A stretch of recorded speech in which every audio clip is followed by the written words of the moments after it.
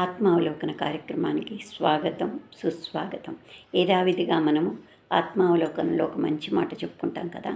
దాంట్లో ఈరోజు మన మీద మన మనస్సు ప్రభావం ఎలా ఉంటుంది అని చెప్పుకోవడానికి ప్రయత్నం చేద్దాం.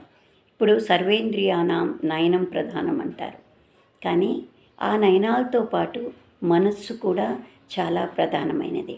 ఎందుకంటే భగవంతుడు కృష్ణుడు కూడా అదే చెప్పాడు. మనస్సుతో ఆలోచిస్తే ఏదైనా మనస్సుతోనే ఎక్కువగా ఉంటుంది అంటారు.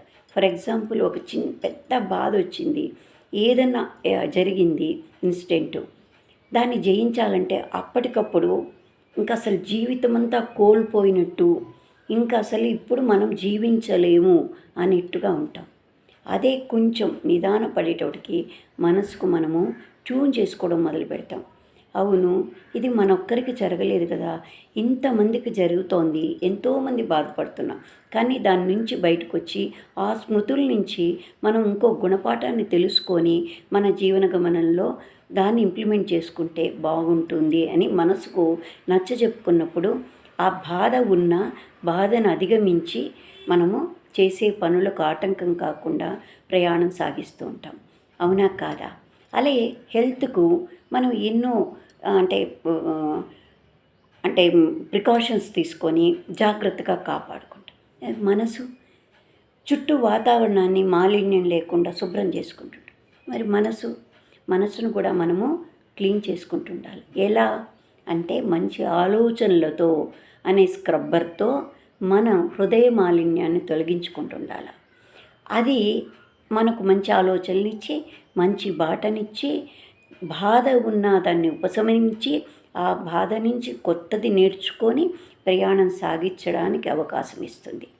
మనసు ఎప్పుడూ కూడా వ్యతిరేకిస్తుంటుంది. మనకు మంచి ఆలోచనకి మనస్సుకు సంఘర్షణ జరుగుతుంటుంది.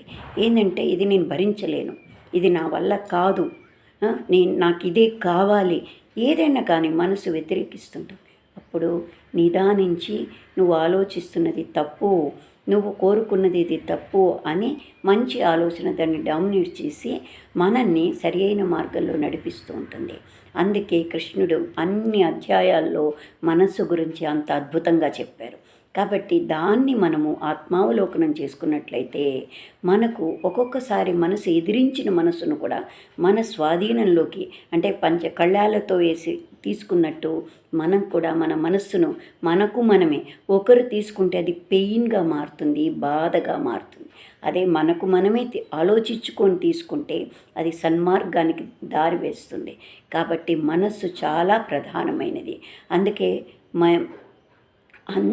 కళ్ళు లేకపోయినా చాలామంది ఏం చేస్తుంటారంటే మనస్సుతో తీసుకుంటుంటారు, అన్నిటినీ మనస్సుతో ఆలోచిస్తుంటారు. అందుకే పెద్దవాళ్ళు అంటుంటారు, మనస్సుతో ఆలోచించు, మనసుతో చెయ్యి, ఏ పని చేసినా అంటుంటారు. అంటే మనం చేసే చేతులతోనే, కానీ మనసుతో చెయ్యి అని ఎందుకంటారంటే అది పరిపూర్ణంగా ఇష్టంతో, సంకల్పంతో చేయడానికి మనసు ప్రధానమవుతుంది. చేసేదానికి వెపన్ మాత్రం చేతులైనా మనసు చెప్తూ ఉంటుంది. కాబట్టి ఆ మంచి ఆలోచనలలో నడుస్తాం. కాబట్టి మంచి మనసుతో చెయ్యి అంటుంటాం. అందుకే మనసు చాలా ప్రధానమైంది. దాన్ని ఎప్పటికప్పుడు మనము శుభ్రం చేసుకుంటూ, చెడును తొలగించుకుంటూ, నువ్వు ఈ నడవడిక తప్పు అని మనకు మనమే చెప్పుకుంటూ సరి అయిన దారిలో పోయినట్లయితే మన ప్రయాణము హ్యాపీ లైఫ్కి లీడ్ చేయడానికి అవకాశాలు ఎక్కువగా ఉంటాయి. కాబట్టి ప్రధానంగా మనము భగవద్గీతను ఎందుకు తీసుకుంటాం? గీతనే మారుస్తుంది. అది భగవద్గీత అంటే భగవంతుడి గీత, అది మన గీతను మారుస్తుంది. అందుకే దాన్ని అదేదో అంటే ఆధ్యాత్మికము అని ఎక్కువ అనుకోకుండా మన లైఫ్, డే టు డే లైఫ్లో ఎలా ప్రయాణించాలి అనే దానికి అనేక మార్గాలు చెప్తూ ఉంటుంది. ఇదే కాకుండా మన ప్రతి పురాణంలోనూ ఒక్కొక్కటి ఒక్కొక్క రకంగా ఉంటుంది. మనసు అంటే పరిపక్వత లేకుండా ఆలోచిస్తే దాని ప్రభావం ఎంత భయంకరంగా ఉంటుంది అని. ఇప్పుడు కైకేయి అడిగింది, రాముడు వనవాసానికి వెళ్ళారు కదా, ఎందుకు?